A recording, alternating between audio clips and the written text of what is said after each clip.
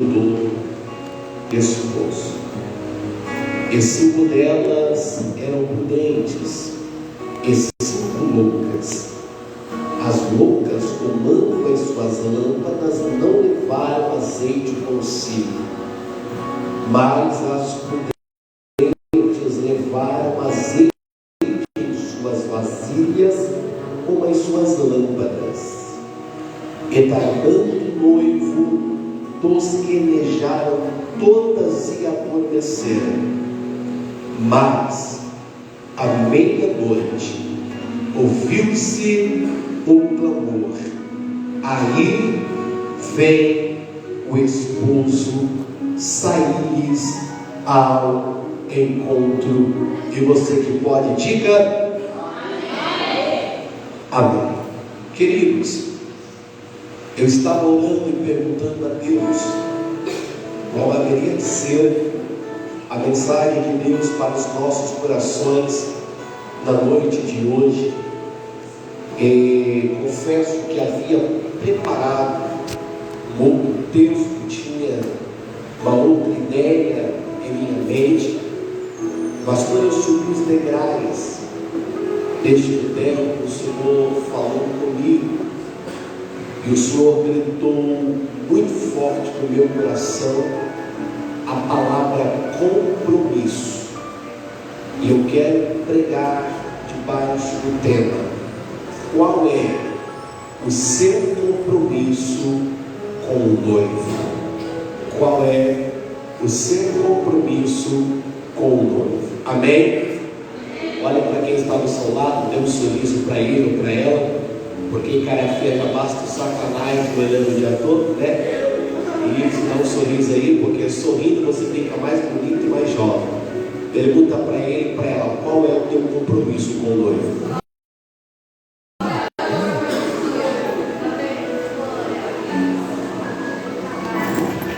Amados, o ministério de Jesus, sem sombra de dúvidas, foi o ministério mais prodigioso de toda a Bíblia Sagrada. Ele não é o maior em questão de tempo, mas ele é o maior em questão de prodígios e de sinais.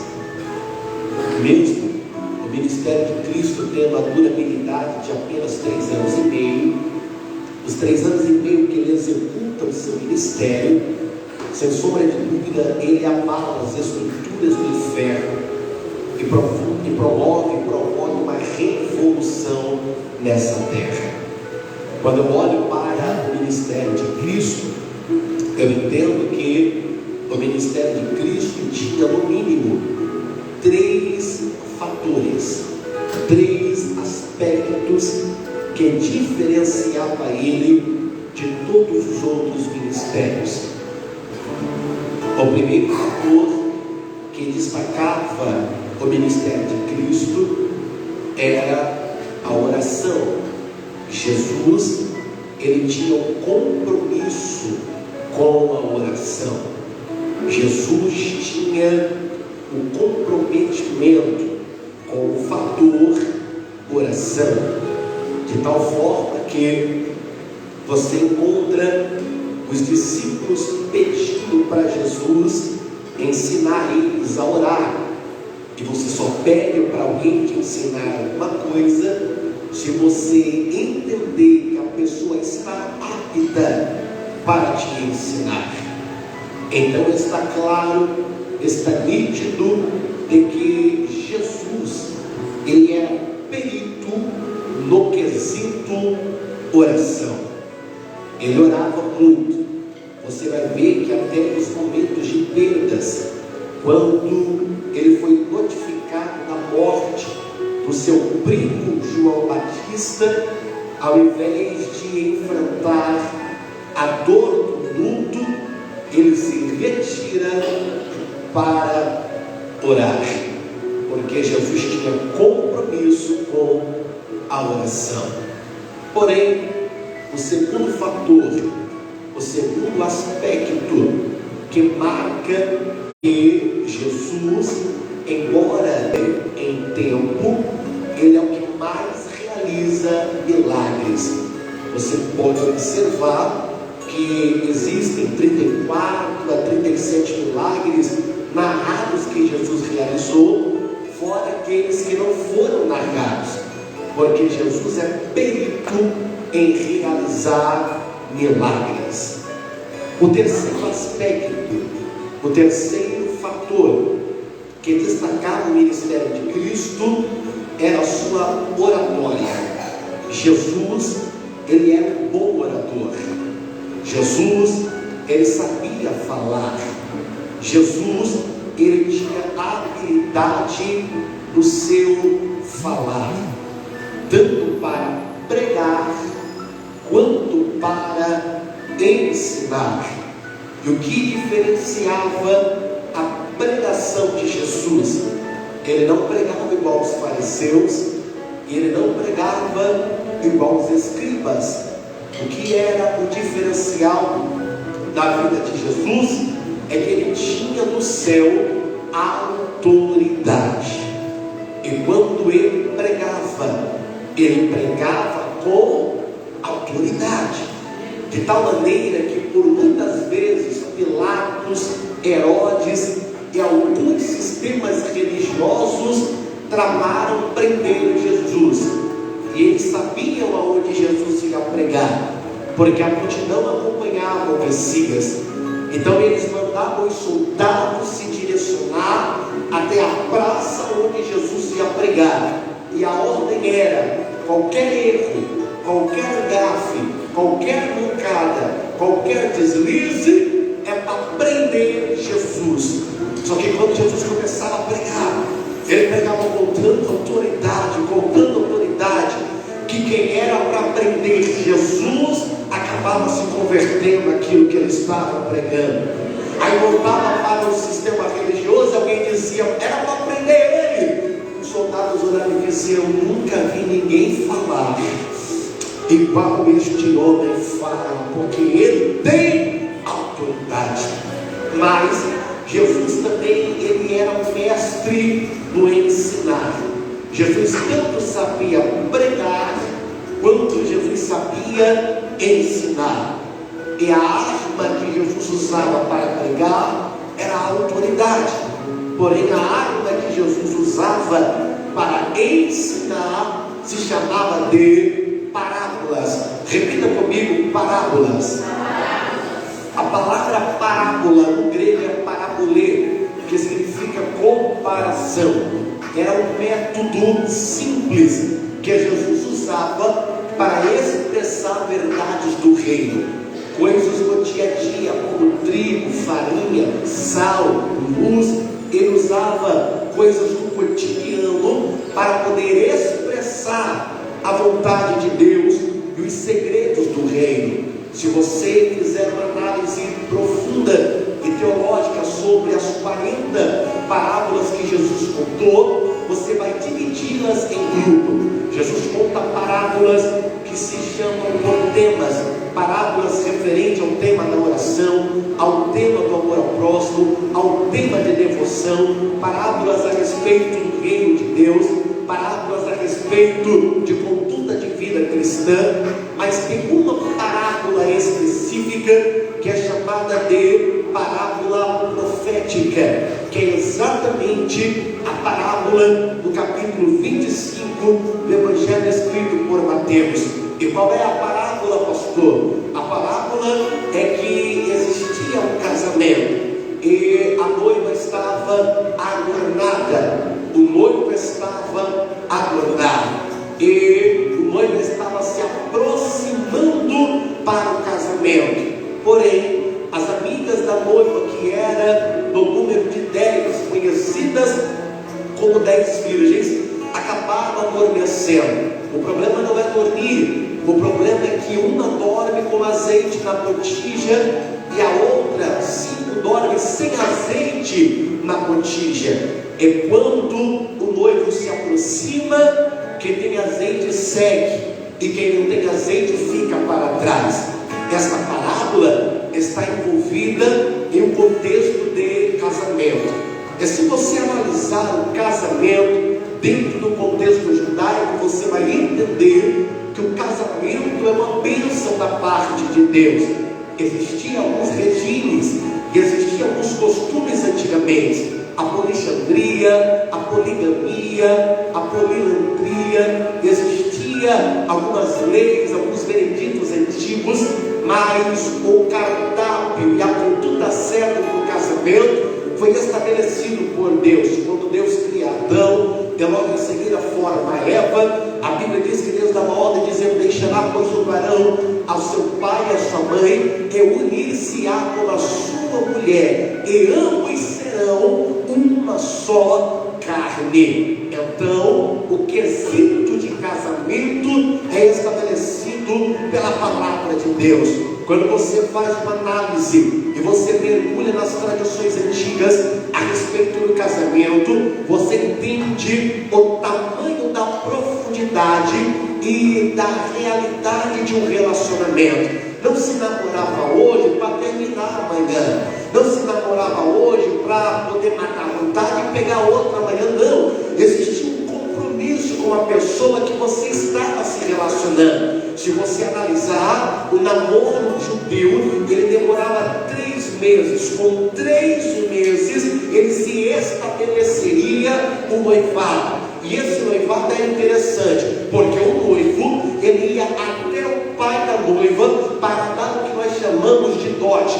E o dote poderia ser dado em 3 dimensões: ou ele dava uma quantia, um valor para o pai da noiva, ou ele dava presentes para a noiva, ou ele, se não pudesse dar presente para a noiva, muito menos para o pai da noiva, ele dizia: olha, eu não tenho, mas eu estou disposto a trabalhar para o pai da noiva para poder ter a noiva para mim. Eu quero casar com a sua filha. Então era dote. Então, o primeiro ponto do compromisso de um relacionamento era o dote. Depois que entregava o dote, o noivo ficava 1 ano sem ver a noiva, e nesse período ele ia trabalhar, porque na cultura judaica dizia: quem casa quer casa. Então ele não ia casar para morar na casa do pai, ele não ia casar para morar na casa da mãe, ele ia construir a sua própria casa. 1 ano trabalhando sem ver a noiva, 1 ano trabalhando sem ter contato com a noiva. E quem fazia a intermediação para avisar para o noivo se a noiva está bem, se a noiva está ok, era um rapaz chamado de amigo do noivo. É um rapaz chamado de amigo do noivo, que no grego é parafininfo. Ele era alguém de confiança, que trazia informações da noiva para o noivo. Com 6 meses que o noivo estava trabalhando para poder preparar a casa e casar com a noiva, ele chamava o seu amigo, ele dizia: leva esses presentes para minha noiva: um anel, um bracelete e um colar com 10 dracmas, aonde no dia do casamento a noiva deveria se apresentar adornada com este anel, com este bracelete e com este colar. Ela tinha que guardar. É por isso que na parábola, quando a moça perde uma das dracmas, ela fica desesperada, porque ela não pode perder aquilo que o noivo deu para ela. Ela não pode perder aquilo que o noivo mandou ela guardar. Ela não pode perder aquilo que o noivo lutou para conquistar e dar para ela. É por isso que ela vai varrer a casa, ela vai levantar os móveis, ela vai tirar os tapetes, vai afastar a cortina, porque ela entende: se o noivo me deu, eu tenho que valorizar aquilo que o noivo me deu. Entenda, está tudo preparado. O noivo preparou a casa, o noivo trabalhou, o noivo adornou tudo, a festa foi preparada. Pastor Eduardo, a festa de casamento do judeu é uma loucura, porque a festa de casamento do judeu funcionava assim: nenhum parente da noiva poderia ficar sem ser chamado, e nenhum parente do noivo haveria de ser esquecido para ser chamado. Então tinha que chamar todo mundo para a festa. Segundo, a festa tinha que ter comida suficiente para todo mundo. Deixa eu te contar um negócio. Você sabia que na judaica, se você fosse chamado para um casamento e a comida não tivesse boa, a comida tivesse ruim, tivesse pouca comida, você poderia abrir uma reclamação contra o noivo e contra a noiva, e eles pagariam tributos e multas. Então a festa tem que ser bem adornada. Aí você para, pensa, raciocina e lembra de João capítulo 2. Você fala: pastor, se a festa tem que ser bem adornada, bem preparada, com os seus mínimos detalhes, ou porque no casamento em Caná da Galileia acaba o vinho, se tinha que ser tudo bem programado, acabou o vinho para o povo entender que o mais importante da festa não é o noivo nem a noiva, mas é o dono da festa, que é Jesus Cristo de Nazaré, que está aqui nesta noite, neste lugar. Então tinha que preparar tudo, e conforme ia preparando tudo, os convites foram enviados. Você sabe que no casamento vai 3 tipos de pessoa: os convidados, os padrinhos e o xerife, não é verdade? Vai os três. E se tem um grupo que mais vai, é o xerife. Está todo mundo lá na festa. Você lembra que eu disse que o noivo tinha um amigo do noivo, que era conhecido como a exclusividade do noivo, aquele que era o porta-voz do noivo, o homem de confiança do noivo? A noiva não fica para trás. A noiva também tinha algo que era exclusivo dela. E o que é que a noiva tinha? 10 amigas, que eram chamadas de 10 virgens. E qual era a função das 10 virgens? Ter uma botija para guardar azeite, ter uma lâmpada e uma lamparina, para quando anunciar o noivo vem aí, elas iluminarem um caminho para o noivo encontrar com a noiva. Hoje a nossa cultura é assim. Quando eu casei, foi eu que cheguei primeiro, peguei na mão de todo mundo, dei risada, falei: seja bem-vindo. Até quem eu não gostava estava lá, eu tive que pagar, fazer boa sala, não é verdade?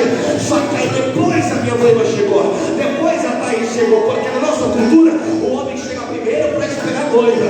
Aí vem a noiva desfilando, aquele tapete vermelho, aquele cabelinho, aquela roupa toda, aquela coisa toda. Só que na cultura judaica a noiva chegava primeiro e depois o noivo chegava, e a festa começava quando o noivo chegava. Que é a mesma coisa, quando o noivo ia chegando, as 10 virgens tinham que se levantar e acender a lamparina e preparar o caminho para o noivo encontrar-se com a noiva. Está tudo preparado. O noivo trabalhou o ano inteiro, o noivo preparou tudo o ano inteiro. As virgens foram escolhidas, foram dadas para ela vasilhas, foram dadas para ela lamparinas. Era só se levantar e acender, era só se levantar e brilhar. Mas na hora que o noivo está chegando, 5 tem azeite, mais 5 não tem. Ei, olha para cá. 5 está com a lamparina acesa, mas as outras 5 não tem como acender a lamparina. E por causa de 5 loucas, a festa vai ser atrapalhada.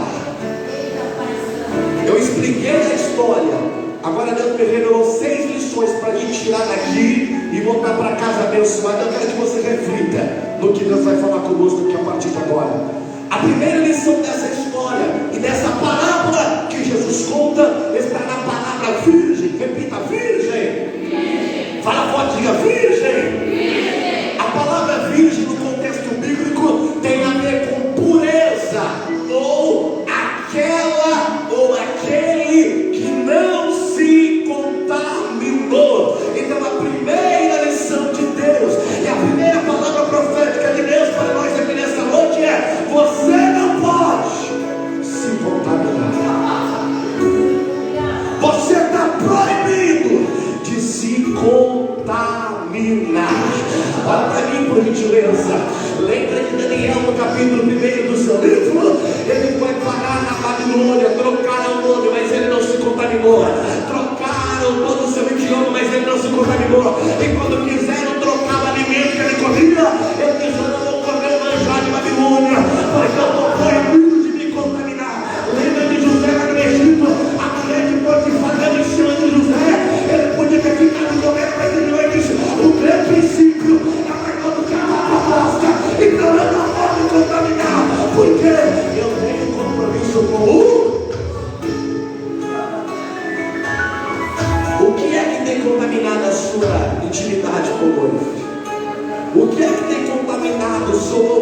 o noivo? O que é que tem contaminado e sujado as suas vestes? A gente está vivendo os últimos dias na igreja, na face da terra. Eu não sei se você tem a mesma visão que eu, mas eu sou pré-tribulacionista e eu acredito fielmente que a igreja está prestes a ser arrebatada. Mas a igreja está enfrentando talvez uma das piores fases, aonde o mundo de todo jeito quer contaminar a igreja, contaminar com a rebeldia, contaminar com os prazeres do mundo, contaminar com as coisas mundanas, com as músicas mundanas. Hoje não tem crente que acha que não tem nada demais ouvir uma música mundana, ir no show de um artista mundano, beber cervejinha, fumar cigarrinho. Ei, não se contamina. Você foi comprado por um alto e preço caro, e a gente não pode se contaminar.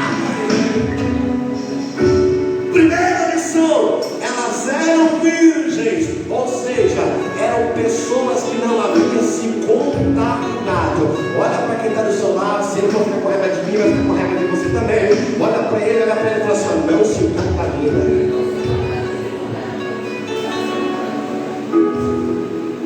Ah, mas fulano faz, fulano pode, você não é fulano. É que todo mundo faz. A sua mãe já disse para você, e Deus trouxe você aqui para repetir: você não é todo mundo. Não se conta, ao menos que você não queira encontrar com o noivo. Se não quiser, vai, mete a cara, bagunça mesmo. Agora, se você tiver com desejo de encontrar com o noivo, não se conta. Segundo, todas as virgens têm lâmpada. Todas as virgens têm o quê? Todas as virgens têm o quê? Quem é que dá as lâmpadas para a virgem? O noivo. Quem é que dá as lâmpadas para a virgem? Só que de quem é a obrigação de fazer a lâmpada brilhar? As virgens. Quem dá a lâmpada? E quem tem que fazer a lâmpada brilhar? Quem dá a lâmpada? Quem tem que fazer a lâmpada brilhar? Então, se a virgem tem que fazer a lâmpada brilhar, a virgem tem que ter compromisso com aquilo que o noivo deu. Eu vou repetir, se puder, anote isso. A virgem tem que ter compromisso com aquilo que o noivo deu. Olha aqui na minha cara, por favor. Chega de cantar por cantar, chega de pregar por pregar, chega de vir na igreja por vir, chega de fazer por fazer. Tem que fazer com compromisso.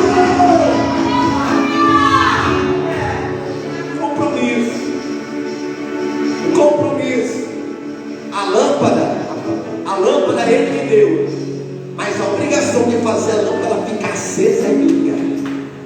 E só tem, se não pegar essa, você não está na carne, está no osso. Só tem um jeito, pastor Eduardo, da lâmpada permanecer acesa. Pergunte qual? Vai plantar batata, vai poder 4 horas da manhã com mais coragem que você. Fala qual? Tirando a gordura que quer atrapalhar a lâmpada de brilhar. Tirando a sujeira que quer atrapalhar a lâmpada de brilhar. Tirando a impureza que quer atrapalhar a lâmpada de brilhar. Sabe o que Deus está dizendo? A lâmpada está apagando porque a sujeira está tampando ela. Mas arranca aquela gente, arranca aquela briga, arranca.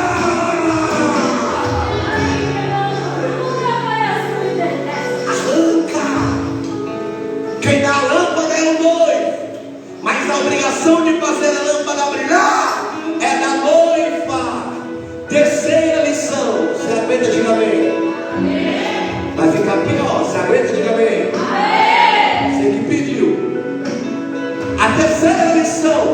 Todas elas ouviram o barulho do alerta. O noivo vem aí. Escute.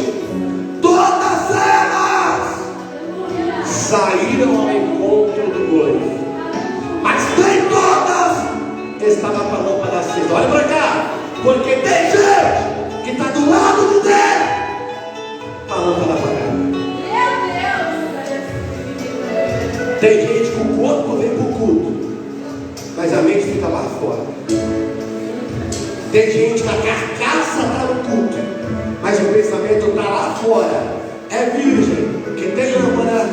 mas não tem azeite. Tem lâmpada, mas não tem fogo. Tem lâmpada, mas não tem compromisso com o noivo. Tem lâmpada, mas não quer nada com nada. Eu vou te falar uma coisa: você vai passar a maior vergonha. Eu vim falar de compromisso aqui nesta noite. Essa palavra tem que ser um divisor na sua vida e na sua conduta espiritual.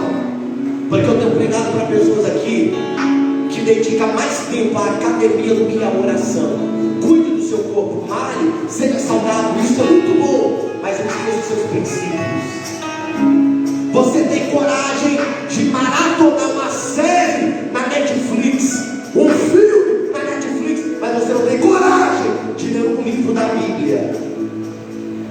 Aí você vem para o culto carregado de carne, carnudo, bistecca mal passada. Se o fogo não pega, a culpa é de quem canta. Se o fogo não desce, a culpa é de quem prega. Não, é que você tem lâmpada, mas não tem azeite. O culto não começa aqui. O culto começa lá. Compromisso. Compromisso. Você fala de tudo e de todos para todo mundo. Na rodinha da escola, do serviço, você fala de todo tipo de assunto. Quantas vezes você abriu a boca para falar de Jesus para eles? Compromisso. Tem lâmpada, mas não tem azeite. Tem lâmpada, mas não brilha. Tem lâmpada, mas não tem compromisso. Pastor, e se tem lâmpada e não tem azeite, o que está acontecendo? Olha para cá. Está vivendo de aparência. Parece que é, mas não. Parece que tem, mas não tem. Parece. Lembra quando Jesus achou aquela figueira no meio do caminho? Ele olhou, a figueira era bela, a figueira era grande, a figueira tinha flores e beleza, mas não tinha fruto. Aparência. Aparência. Aparência. Aparência. Parece que é, mas não é. Parece que tem, mas não tem. E aí? Vai viver essa vida espiritual de aparência até quando? Lembra de Ezequiel no capítulo de número 47 do seu livro? A Bíblia diz que ele vai ter uma visão. E nessa visão que ele tem, um varão com um cordel dividido na mão, chamava Ezequiel. Ele foi na primeira medida, as águas batiam no tornozelo. Aí o varão se afastou e chamou ele para a segunda medida. Ele foi pela segunda medida, as águas batiam no joelho. O varão se afastou na terceira medida e chamou ele para a terceira medida. Ele foi na terceira medida, as águas batiam nos lombos. O varão se afastou na quarta medida e chamou ele para a quarta medida. Ele foi para águas profundas que não dava para atravessar, a não ser a nada. É Deus falando: Ezequiel, eu quero te arrancar do raso, eu quero te fazer em meu profundo.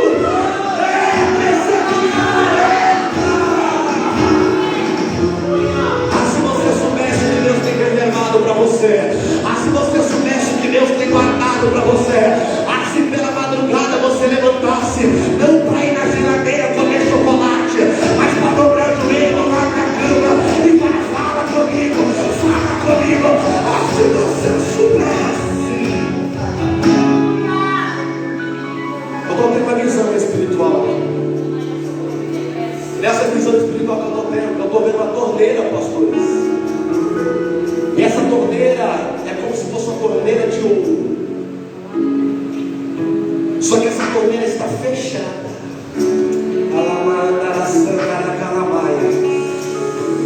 É uma torneira brilhosa, rara e cara, mas está fechada. Debaixo da torneira eu vejo baldes. Eu estou falando espiritualmente aqui. E eu vejo baldes que precisam ser cheios por essa torneira, mas essa torneira não abre por nada. Mas nesta noite, a mão do guerreiro vai pegar você, e vai despertar você para viver uma vida de essência. Essência. Você vai encher a vida de pessoas, você vai restaurar a vida de pessoas, você vai restaurar casamento de pessoas, você vai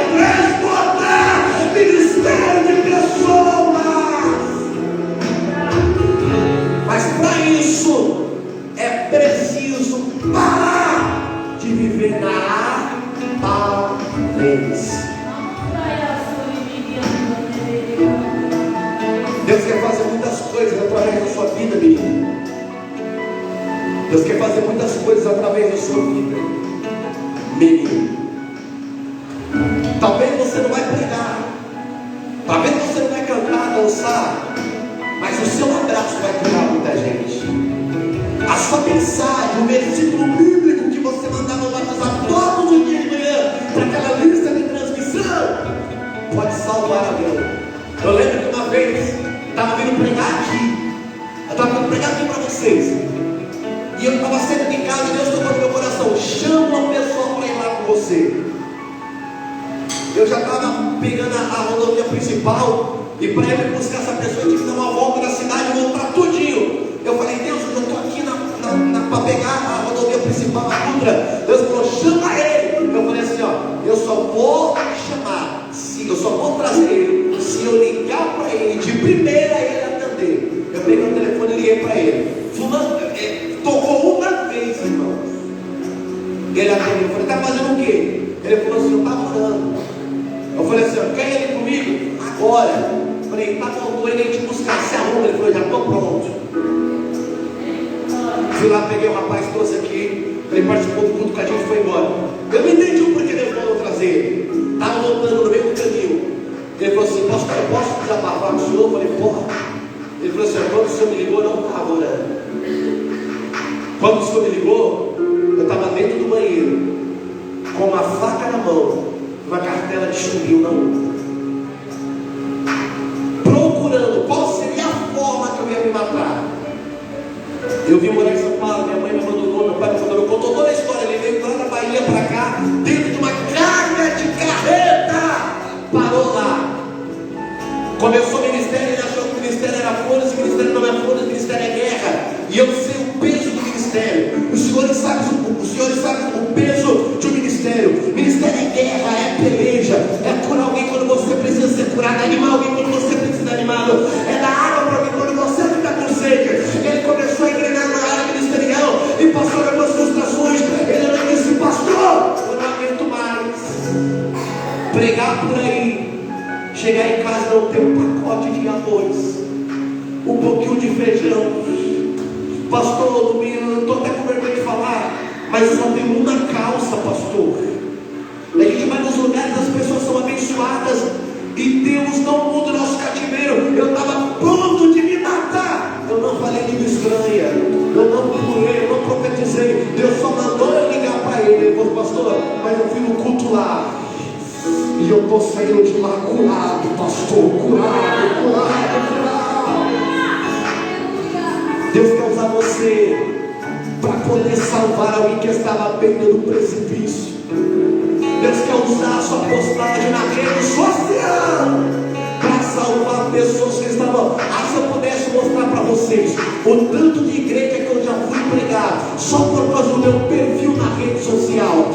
Percebe que não tem besteira, percebe que não tem bobagem. É ministério e família, família e ministério, ministério e família, família e ministério.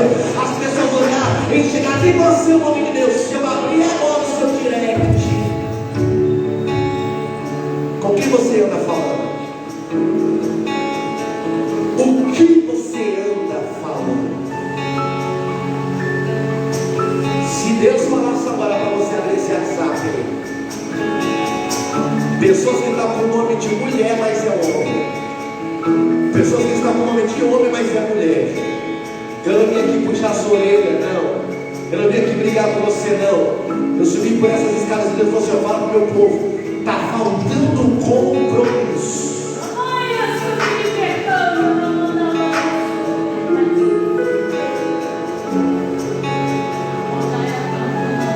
Ouça a voz do Espírito Santo falando com vocês agora. Tem muita aparência, mas está faltando compromisso.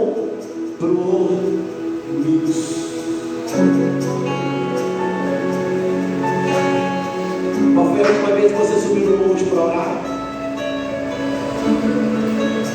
Qual foi o último culto que você falou línguas estranhas? Qual foi a última vez que você ouviu Deus falando: vai, abraça fulano, vai, abraça fulano, e você não obedeceu? Qual foi o último livro da Bíblia que você leu? Qual foi o último livro concernente à Bíblia que você leu? Qual foi a última vez que você leu a consagração? Você não percebeu que você está vivendo o cristianismo de aparência? Tem a lâmpada, mas não tem o fogo. Tem a lâmpada, mas não tem azeite. Mas se tem 5 loucas de um lado, ainda tem 5 prudentes do outro. Se tem 5 que não tem compromisso de um lado, tem 5 que tem compromisso do outro.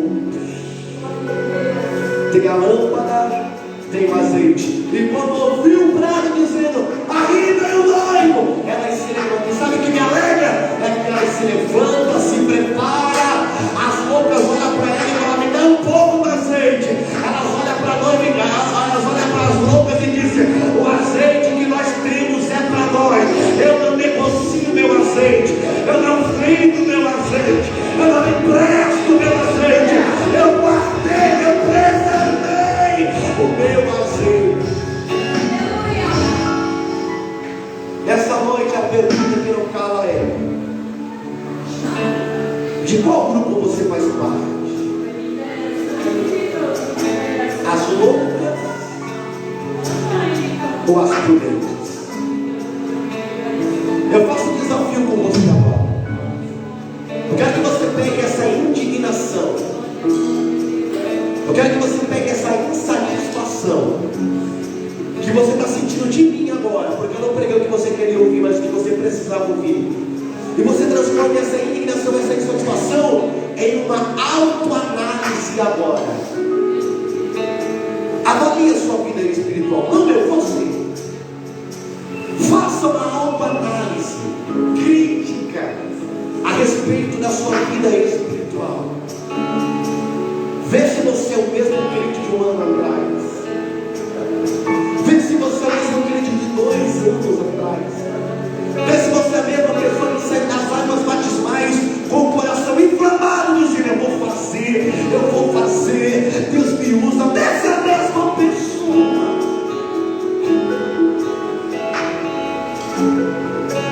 Nessa noite, Deus te trouxe aqui para te dizer: eu falei tudo isso para você, não para te envergonhar, não para provocar ira em você, mas é simplesmente porque eu estou com saudade de você. Feche os seus olhos. Permita que o Espírito de Deus mova o seu coração agora. Permita que Ele comece a trabalhar dentro de você. É o momento de você chorar. É o momento de você refazer uma aliança com Ele. É o momento de você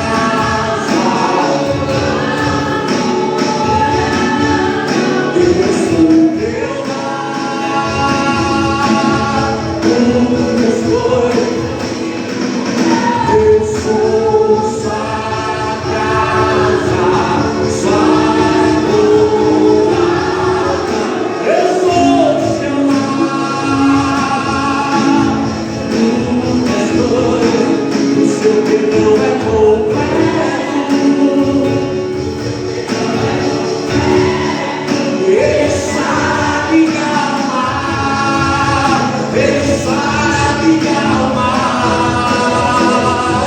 O seu perdão é completo. Ele sara minha alma.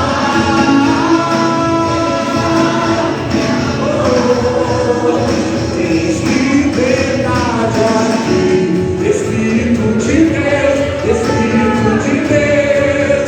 Tens liberdade aqui, Espírito Santo, Espírito Santo. Tens liberdade aqui, Espírito de Deus, Espírito de Deus. Tens liberdade aqui, Espírito Santo, Espírito Santo. Fica de pé, canta. Eu sou sua casa, sua morada.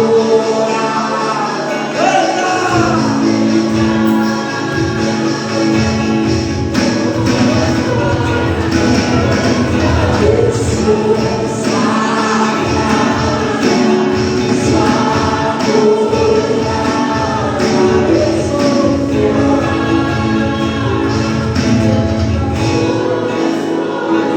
o seu perdão é completo.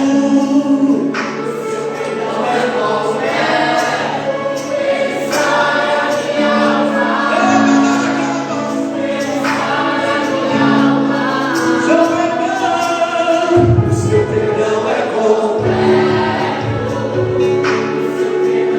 completo. Ele sara minha alma.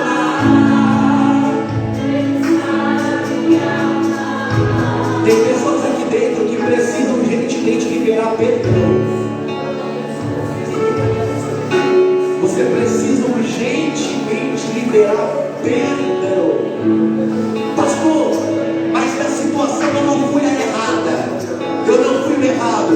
Eu sei, e Deus também sabe. Mas o perdão não é para dar razão ao certo. É para liberar você para viver o extraordinário de Deus. Nossa, eu estou sentindo um negócio de Deus aqui. O Espírito de Deus está falando para mim aqui. Liga, manda uma mensagem, entre em contato, não toque no assunto, só liga e fala: eu te peço perdão, em nome de Jesus. Me perdoa, em nome de Jesus. Pastor, mas foi ela que foi a barraqueira, ela que foi errada. Mas quem está travando as bênçãos de Deus na sua vida é você. Tem rancor no seu coração, e Deus está dizendo: libera o perdão, libera. Pastora, vai nessa moça aqui, ó. Eu sou meio cego, sem óculos.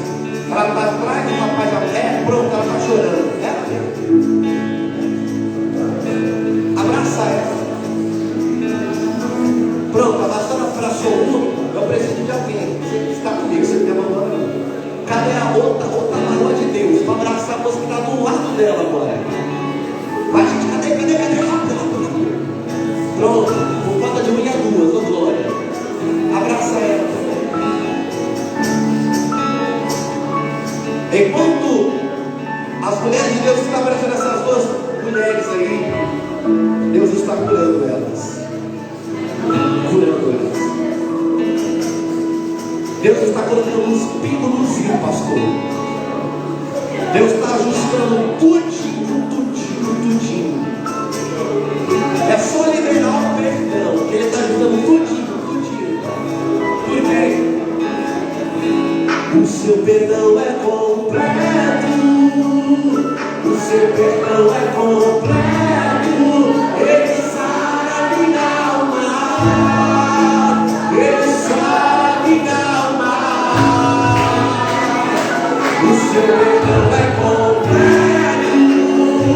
O seu perdão é completo. Ele sara minha alma. Ele sara minha alma. Tens liberdade aqui.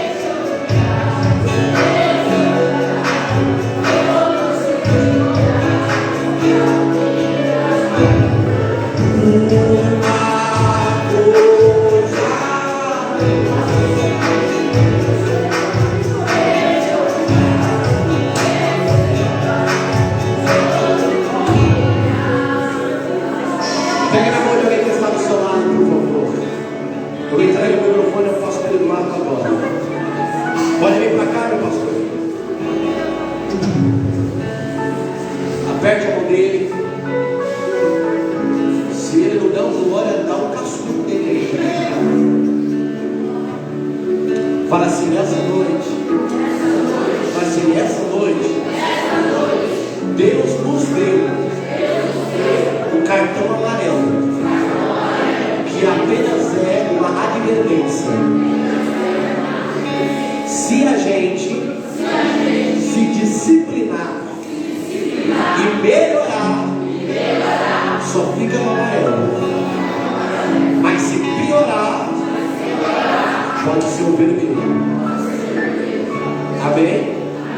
Segura a mão dele, não rasga. Fala assim, Deus. Fala para Deus. Eu ouvi a tua voz. Eu entendi o que o Senhor falou comigo. Me ajuda a ter mais compromisso com a tua obra. Me ajuda a ter mais compromisso com a obra. Amém? Que Deus abençoe vocês. Que Deus abençoe essa igreja.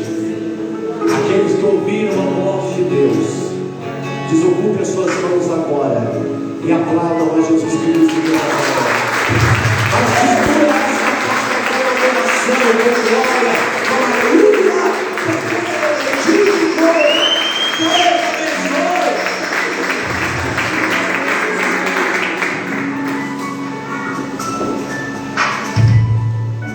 amém.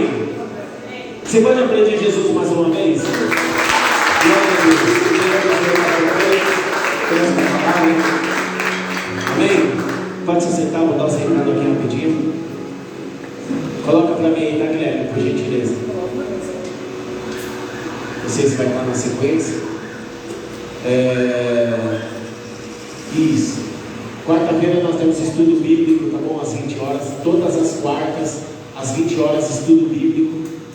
Tá bom? Você que quer aprender um pouco mais a palavra do Senhor, venha participar juntamente conosco. A sexta-feira, agora vai ser culto de oração. Tá bom? Eu vou delegar alguém, alguma pessoa, para dirigir este culto toda sexta-feira. Aos obreiros, aos intercessores, vai dirigir este culto. Tá bom? Todas as sextas-feiras, 20 horas.